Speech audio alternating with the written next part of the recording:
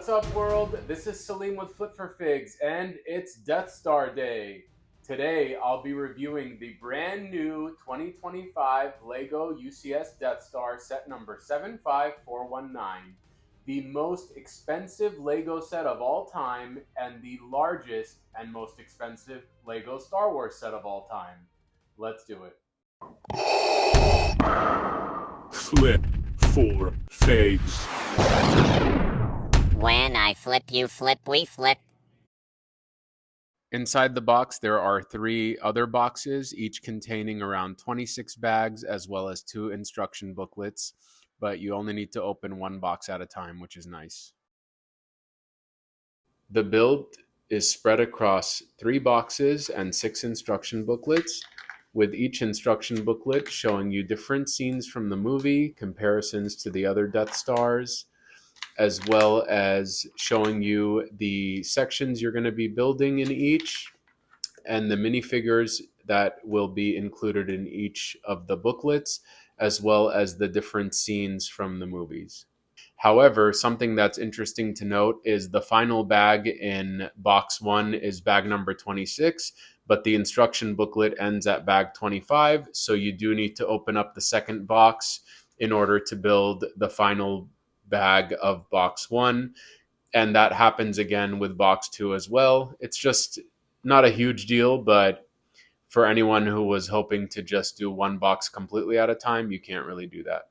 The build is very enjoyable because unlike many large UCS Star Wars sets that start with Technic base, this one does not. You just start kind of brick building, and the first thing you build is the support for the set, as well as you start building the landing platform. You then add the trash compactor, which I thought was an individual piece that could slide out, but it is not, as well as the first section of the elevator shaft. And slowly you start adding different walls to separate the section with the trash compactor and the landing platform. You then start building the hallway on top of the trash compactor area, and then you build the back opening showing the stars. After completing the hallway section, you then build this little control room, which is kind of a lot because there's so many stickers, and then all those, that section there with the nice white and black is really cool too. Then on the side, you start building the detention block, which is its own individual build, and it's a really substantial build. After the detention block, you're about halfway through, and then you start building this open chasm area where Obi-Wan can hang off of that generator in the middle. And then you build this really nice conference room. I love the detail on the wall in the back. You place that section on top of the meditation chamber, and you're almost 3/4 of the way there. And then the super laser comes next, and this part was really frustrating because number one, getting all those wedge plates in the, to make the dish is a pain, and it kind of doesn't feel like it's going to work until it finally does work, and I still don't think I did it 100% right. And then the actual laser beams, I can't get them to kind of meet at the central laser and sit there. And that was the case with all the other Death Stars as well. I could just never get the laser to look 100% perfect like they do in the set images. I almost want to get like a little tiny neon green rubber band to kind of keep them all together there, because it does bug me that it's hard to get it look right. This was the most frustrating, cumbersome part of the build. The laser is nicely detailed, and I'm glad that you can see kind of the interior of the Death Star. Then you begin building the throne room section, which is another huge individual section. You build it pretty completely before you place the entire thing on top of the Death Star. The last thing you build is this mini Imperial shuttle, which is actually really nice. It did kind of remind me of building the UCS Imperial shuttle, obviously on a much smaller scale. And you can kind of, you don't have any way to display it elevated with the wings like that. There's no like display stand or anything. But You do have these landing gears, so you can push those up so that way it can be flush on the ground, or you can have them out so you can keep the set kind of displayed that way. And the wings move up and down. You can also remove the front here, and there's actually room for a minifigure, believe it or not, and he fits right in. And there it is without any of the minifigs inside. Very detailed, but obviously not as exciting to look at. The build experience was just incredible. I had so much fun doing it, especially since there's very little technique to it and it's a lot of brick built sections. And I really enjoyed the build. Aside from the super laser portion, I enjoyed every piece of it. It wasn't repetitive the way that, you know, a lot of the ships are, but instead it was just a ton of fun. I enjoyed every second of it. And that's why I really think if you love Lego and Star Wars, you're going to enjoy this build tremendously. All right. In book one, there are 4 minifigures total. The first is the Imperial crew member. Then you have a stormtrooper, as well as Luke Skywalker in his kind of Tatooine ensemble. And then you have Han Solo in his classic, you know, fit from A New Hope with his vest and his blue pants. In book 2, this is where you start building the trash compactor scene. So it includes Luke and Han Solo both in their stormtrooper disguises, as well as Princess Leia in her classic white dress outfit. You get Chewbacca with his crossbow, as well as C-3PO and R2-D2. Through book 3, you build the Imperial crew member, who I felt what looked like Dedra from Andor season 2 and season 1. If you've seen Andor, you know that she kind of wore that same Imperial hat and she's blonde, but in this set, it's just an Imperial crew member. You also get an Imperial Navy officer, as well as an Imperial Navy trooper. And then you get this astromech droid. This is R3T6. You also add 4 stormtroopers in book 3, all of whom are different genders as well as different skin tones. Book 4 is where the fun begins. You start adding a lot of the Imperials. So you have Darth Vader. You also have Grand Moff Tarkin, as well as the Death Star Gunner. The Death Star Gunner has a face sculpt. Vader also has his, you know, white deformed face, and Grand Moff Tarkin has a angry expression. Next, you have Admiral Moti, as well as Colonel Wolf Yularen and General Tagi. I'm not sure exactly what his name is. And each of them has alternative face sculpts, with Admiral Moti having the choked out expression after he made fun of Vader and the Force. You don't make fun of the Force. All right, in book 5, you add Papa Palpatine, as well as the Imperial Dignitary and Luke Skywalker, each of whom has an alternative face sculpt, with the Dignitary looking pretty happy, Palpatine looking extra crazy, and Luke looking like, oh snap, what did I get myself into? You also add 2 Royal Guards, who are my absolute favorite, as well as 5D6 RA7 protocol droid for the Imperial Security Bureau. In the final book, you add the Imperial Shuttle pilot, as well as Orson Krennic and Galen Orso. Orson and Galen both have alternative face sculpts. The shuttle pilot does not, and Galen has the Death Star plans right there, which is really cool. Also, in book 6, you add the hot tub stormtrooper, which everyone is super excited about. And then either between book 5 or book 6, you did add another Death Star gunner, as well as another stormtrooper and another Imperial Navy trooper. All of the troopers have face sculpts underneath, but they're not dual-sided. All right, on the ground floor, this isn't really a feature, but I like it. You have this kind of open shaft here, which, you know, a minifigure can fall through. You have the trash compactor, which is controlled with a knob at the back. And when you do, the eye of the creature kind of shows up. Beside the detention block, you can pull this piece out, and then you can slide out the little prison cell with Princess Leia. You can slide out Darth Vader's meditation chamber. To close it, you just remove this part and clip it on the bottom. Moving the meditation chamber reveals a poster of Palpatine, as well as some kind of locker room style posters of like Anakin's pod race win and stuff like that. This knob under the throne room moves this swinging thing so that Luke and Leia can swing from it. And this gear extends the bridge all the way. One of my favorite features is the ability to blow up Alderaan. Up in the throne room, you can push this piece to drop the minifigure down. Every shaft door can slide open, revealing the elevator shaft. This gear at the top, controlling the elevator up and down. You can also put a minifigure through this hole in the detention block to get them into the trash compactor. You can open this section to get access to this turret here. And lifting this section reveals the little bathroom with the hot tub stormtrooper. You can also remove this wall to have access to the bathroom that way. You have the display plaque here, which has a bunch of information that I never read. And you also have Galen and Krennic here with this little control unit. Alrighty, and there you have it. It's all complete and it's incredible. So let's address the elephant in the room, or the Death Star in the room, or the Death Slice in the room. This set is probably the most controversial Lego set ever. And, I can definitely see why. Obviously, I think no matter what the set looked like, $1,000 is a big ask for a Lego set. The Millennium Falcon UCS one originally retailed for $799, which at the time was the most expensive one ever.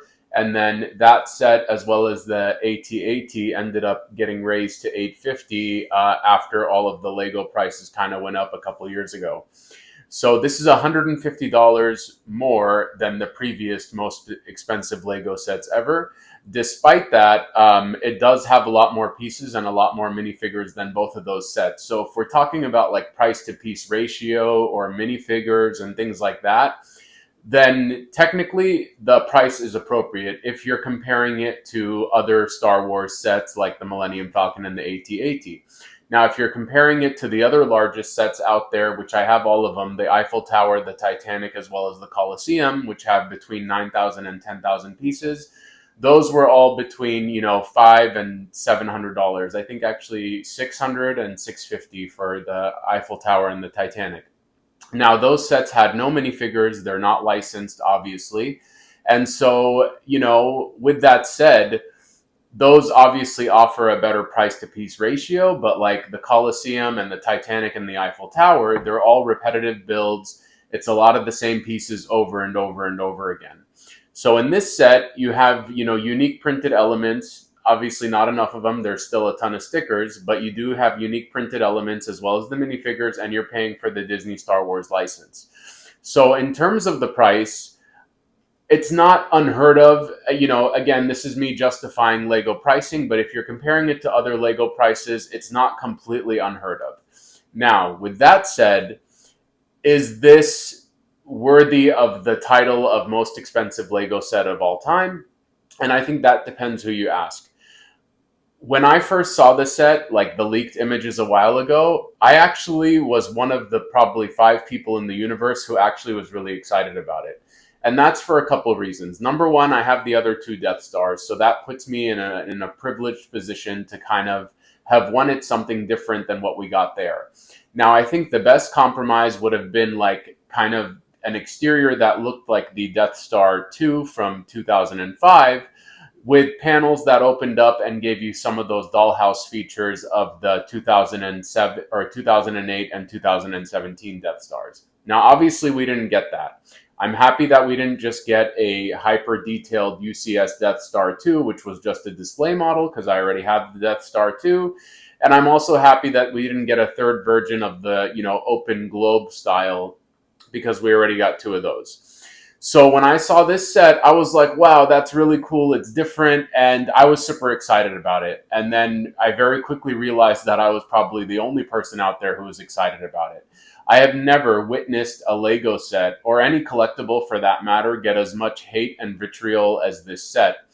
And it wasn't just, oh, it's too expensive, which we see with everything. Like personally, when Jabba's sail barge was announced, That's one of the few UCS sets I don't even own yet. I wasn't in a hurry to get it. I haven't been in a hurry to get it because to me it seemed like really expensive for a brown ship that's not that exciting, even though it has a cool interior. And yet I bought this set day one. And that's because to me, even though this is double the price of the sail barge, I feel like it's 3 times more worth it because of everything, all the features and the displayability and the fact that it's massive. So, in my opinion, if somebody walks into my house and I ask them, which set do you think is the most expensive set in my collection? I think many would point to this because of the sheer size of it, how much detail there is, and all the minifigures. And, with UCS sets, we're used to getting these big, super detailed ships, which are great, and I have most of them, but they're not as fun as minifig scale sets. So, one of my favorite sets of all time actually is Betrayal at Cloud City. I also used to have the original Cloud City, but I mistakenly sold it years ago. And I really like the whole, playset aesthetic. And that's mainly because I typically collect only UCS Star Wars sets, not the dioramas or anything like that. And so we very rarely get playset style things. There was Betrayal at Cloud City, the Cantina, Ewok Village, the Battle of Hoth. So there's been a few, and I've enjoyed every one of them, except for the Battle of Hoth. I never got that one. And so, for me, I thought it was a really exciting kind of take on it. I know that many people wanted a sphere, which they could have accomplished, but it would have to be a lot smaller. A sphere at this scale would have been unheard of, and it would probably be like ridiculously expensive. Um, when I first saw it, my first thought was it looks like a mock, a my own creation, and that's the best kind of compliment I can give a Lego set because we've seen Lego builders who are not working for the company come up with these incredible models that you're like, oh, that would never be a real set. And when I saw this, it kind of gave me that impression like, wow, this is a set that I didn't think Lego would make. And so, are there issues with it? Yes, definitely. I mean, the fact that there's so many stickers, like in some sections, it makes sense, like this little control room area. Obviously, you're not going to get 20 different printed elements just for this little space right here. But there's certain areas where printed elements would have made sense, like the arrows on the landing platform, since there's few of them. It's the same pattern repeated essentially, with 2 different sets of pieces. And the stickers don't match up perfectly with the color of the black bricks. So that to me is a mistake. But as far as like the little stickers, just for the design features and, to kind of give a little bit of detail here and there, that doesn't bug me because I've grown to expect that. I mean, I have all the big Harry Potter sets and they are filled with stickers. So I think that's kind of made me immune to the whole sticker issue. I do get what people are saying about the fact that there shouldn't be over 60 stickers in $1,000 Lego set. But I think expecting all 100% printed elements would have been unrealistic and just wouldn't have worked from a business standpoint or a price standpoint. So I think somewhere in the middle would have been more appropriate. Like give us some printed elements for places that need it, like those arrows on the landing platform, and then the control panel areas can remain stickered. Now, the other issue that people had with it was the minifig selection, with many saying there wasn't enough exclusive new minifigures. And for the ones that we did get that are new, they really didn't push the bar forward in terms of giving us extra detail. Like the Imperial Dignitary, his bottom half should have had some printed designs on the front and the back. That's like the most exclusive figure in this set, and I think it's one that many people would want to buy this set for. And the fact that they didn't give us printed elements on the purple slope brick just seems lazy, and there's no excuse for that. And I watched the review with the designer where he said, oh, we needed to keep costs down, but it's like, come on. When you have a set like the Game Boy, which is $60 and includes 20 different printed elements, or brickhead sets, or the Lego Mario sets, which are all printed pieces. And to me, it like if you can justify getting unique printed elements in those really inexpensive sets, then if this is going to be your most expensive set of all time, there really should be no corners cut. And it feels like they cut a lot of corners on this set, and I think that's why people were the most upset. I think if the minifigures just took it a little step further and there was fewer stickers where it mattered, I think that the reception to this set would have been a lot more positive. Now, would it have been, universally well received? No, I don't think any set has been universally well received. I mean, even when the Millennium Falcon was revealed years ago, I remember plenty of people in the comments section saying way too expensive, that's ridiculous. And that's been considered one of the greatest sets of all time. So you're never going to please anyone. With that said, I've never seen, the universal hate that this set got.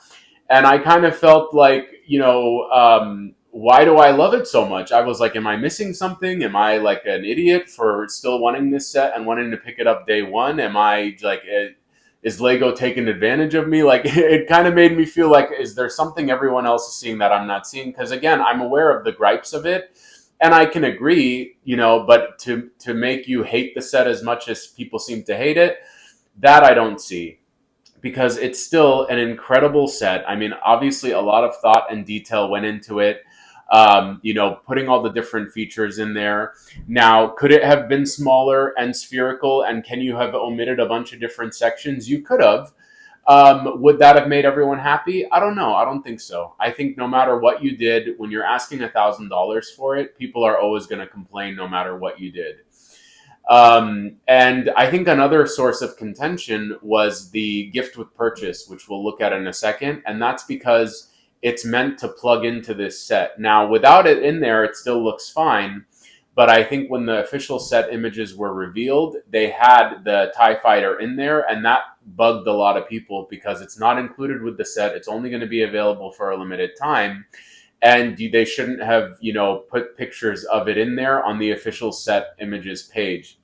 Now, they eventually updated and removed that, but the damage had already been done. And me personally, it kind of feels like downloadable content, DLC for a video game, where you're like, that should have just been included in the game. That's how I feel about the TIE Fighter. Either include it or don't include it at all. I think gift with purchases are great, but and some in the past, like the lightsabers and whatnot, I wasn't too worried about missing out on them. With this set, would I have still bought it day one if I wasn't worried about getting the gift with purchase? That I don't know, but I figured if I'm going to buy it eventually, I may as well get it on day one and secure that TIE Fighter, even though the TIE Fighter is not fantastic. I just didn't want to have that FOMO, and especially since it feels like, a component of the set. So many people were like, wow, this should not be a gift with purchase. This should be part of the set. And I get that too. So, do I think that this set is overly hated and it's become trendy to hate on it? Yes. Do I think that there are a lot of good points made about why there's hate and why people are disappointed? Yes, absolutely. I'll be the first to admit that there's a lot of reasons why this set, is maybe 95% of the way there, but not 100%. Some things that seem to bother a lot of other people that don't really bug me is like the back of it. I know when we finally saw the image of the back on the Lego website, you were able to rotate the set 180 degrees to see the back. Everyone was like, oh my God, it's unfinished. It's so ugly. To me, that was kind of a silly take because, again, I think if the back was finished, like let's say it was all gray and greebled and it looked like the Death Star, how many people would really display that side of it? I don't think anyone would. I think anyone's going to look at the back of it. I think if you have this on a shelf, it's so heavy, you're never going to have someone be like, oh, let me see the back, right? I mean, there's so much to look at the front. So do I wish that they did a little bit better of a job kind of concealing the mechanisms on the back? Yes. Do I think that it's a deal breaker? Absolutely not. I mean, to me, I would have never looked at the back. And even if it was kind of more of a Death Star design on the back of it, I would still be displaying this side of it. So I understand their reasoning behind not kind of detailing the back. I think that there's a lot to love about this set, and unfortunately, all of the good things are being overlooked because of all the criticisms, including the price and the stickers and the minifig selection. And again, those are valid points, but I think it's unfortunate. Now, the numbers will speak for themselves. We'll see how it sells. As far as, today, 2 days later, it's still available. It's not on back order yet. Now, what's interesting about how well it sells is it's kind of a double-edged sword. If the set sells really well, then Lego will know that they can continue to cut corners and get away with offering kind of like mediocre minifig selections and a ton of stickers, and people are going to buy it no matter what. It'll go on and become available for several years, and it'll sell really well, and they'll do this again. If it doesn't sell well, like Betrayal at Cloud City or the original Cloud City, then what's going to happen is it's going to retire prematurely. Not a lot of people are going to buy it, and then the value of it is going to skyrocket on the aftermarket. Because I specifically remember when the original Cloud City was launched in the early 2000s, I used to go to a website called fbtb.net, and everyone on that website hated that set. But I was super excited about it. I got it day one. I was a kid, and I loved it because, again, I didn't have any other Star Wars play sets yet. And look at what happened with that set. I mean, is it worth $5,000 when you look at it? Absolutely not. Are people paying that much? Do people wish they had it in their collection? Yes. Is it because of how much it's worth? Probably. Is it because they really want the set? Who knows? But I could see that happening with this set, and it's happening with Betrayal at Cloud City as well. I feel like that set retired after a short period of time. Not a lot of people were interested in it. There was a lot of criticism about it when it was launched. And then now it's going up in value because of the unique, minifigures and whatnot. So I think that either way, this set is going to be, it's going to be legendary one way or another. If it ends up staying the only $1,000 Lego set, then it'll have like infamy that way. If it ends up retiring prematurely and it becomes worth thousands on the aftermarket, it'll get iconic legendary status that way. And then, I don't see this set just kind of disappearing or kind of being like, meh, whatever. It's one way or another. We're going to be talking about this set for a long time. At least that's my personal opinion. And so for all of those reasons, I love it. I think that it's the new crown jewel in my collection. I always felt like the original Death Star 2 was kind of my favorite UCS set of all time. Is this my favorite of all time? I think I have to live with it because for a few more days or weeks or months to really see how I feel about it after the fact. Because right now I've drunk the Kool-Aid. I really loved it. The build was so much fun. One of my frustrations with a lot of the big Star Wars UCS sets is that you spend so much time building a Technic frame first, and it's kind of boring. And I'm not a Technic builder. I never buy Technic sets. And so I'm like, oh, here we go when we have to go through all the Technic parts. This set is completely brick built pretty much with the exception of like the elevator shaft section where you are having some, Technic elements. But for the most part, it's just bricks on top of bricks on top of bricks. And it's so much fun. I really enjoyed building it. And then you build these large separate sections and you stack them on top of each other and it all fits really well together. And so the build was an absolute blast. I enjoyed every minute of it. I think the display presence it's gonna take your breath away. Is it for everyone? No, but nothing is for everyone, right? I think no matter what this set looked like, even if it checked what people consider every box, there would still be people to complain about it. And that's just natural. That's the way of life. To me, I feel like the value is there. The price for piece ratio for a licensed Star Wars set value is there. The minifig count, the value is there. The display presence, the value is there. It's iconic. I think it will become a legendary set. And so with all of that said, could I recommend this set?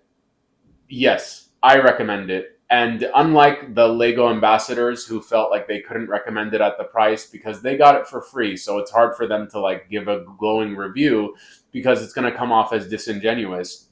As somebody who paid $1,000 of my own hard-earned money on it, I love it, and I think if you love Star Wars, if you love Lego, you're going to enjoy this set. If you wait to get it on sale or use points, by all means do your thing. But I saw some people making comments that seemed kind of ignorant to me saying, oh, I wouldn't even take it for free. And it's like, yes, you would. And you'd enjoy building it too. If you love Lego, if you love Star Wars, there's no way you could build this set and be like a Grinch the whole time. Like, no way. You're going to enjoy it. I loved it. I paid $1,000 for it, and I loved every second of it. So I think you will too. So can I recommend this set? Absolutely.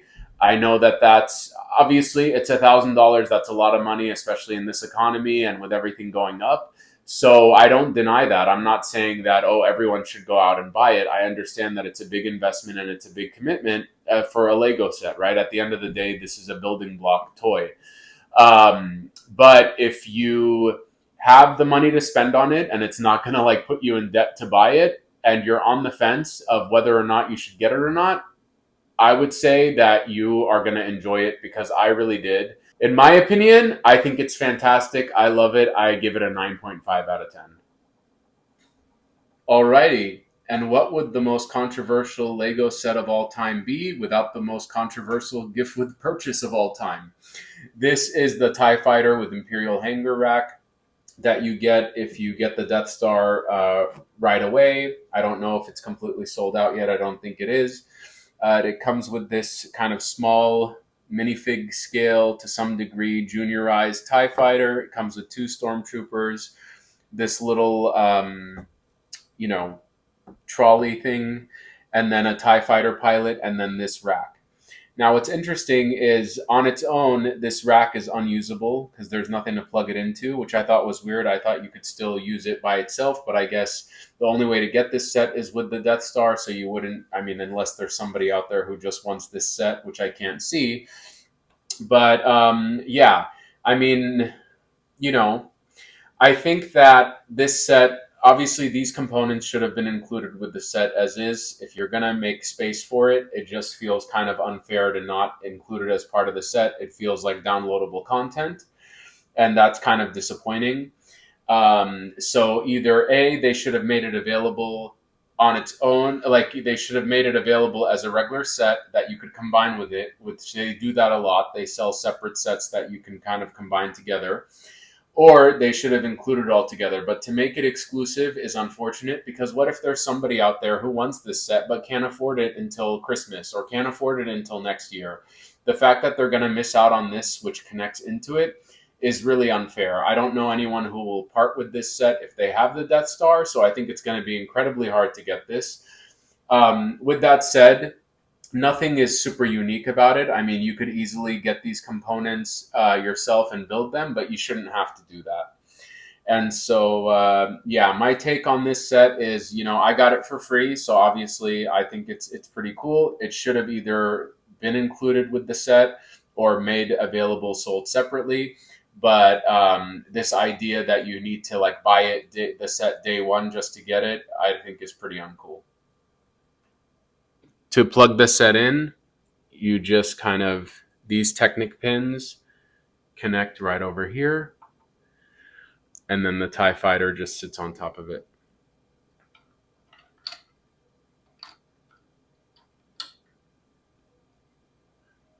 So I guess the one positive thing is the set looks great without this in here. I don't think it's like super critical.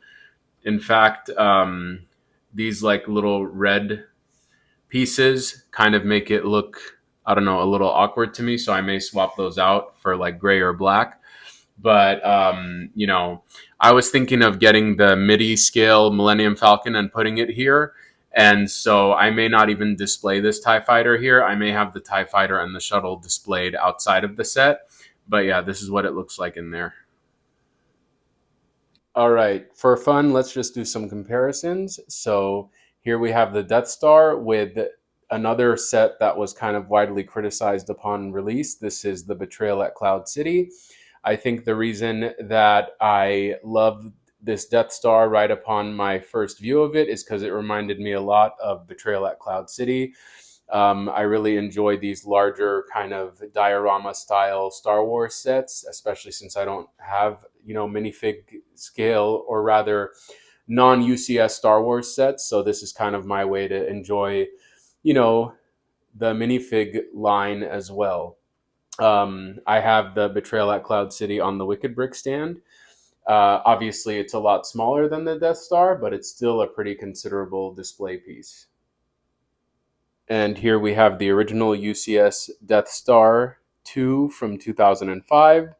This set was also kind of widely criticized upon its reveal because many people thought it was ugly. I think from afar, it looks really great and it captures the essence of the Death Star 2. I love even though it's 2 identical sections on top of each other, I still think it looks fantastic. And I think that this set has become more popular recently because many people were hoping that when a $1,000 Death Star was coming that it would look something similar to this, but a new and improved version with new build techniques. And obviously, that's not what we got. I was happy because selfishly, I already have the Death Star 2, and it's one of my favorites in my collection, if not my favorite UCS set. And so I would have preferred to not have two similarly shaped sets. So with this setup here, I have two very different Death Stars, and I'm happy. But I think if you didn't have the original Death Star and were hoping for something along the lines of it, I can understand why people were disappointed. Alrighty, folks, and that was the Death Star. I hope you enjoyed this review. If you like Star Wars or action figure reviews, please consider subscribing to the channel. I release new content every week. A lot of it is Star Wars, but I also do have gaming statues, Final Fantasy stuff. I collect a lot of different Lego themes, so if you're into Lego and you like watching someone spend far too much money on collectibles, you've come to the right place, so I hope to see you next time. When I flip, you flip, we flip.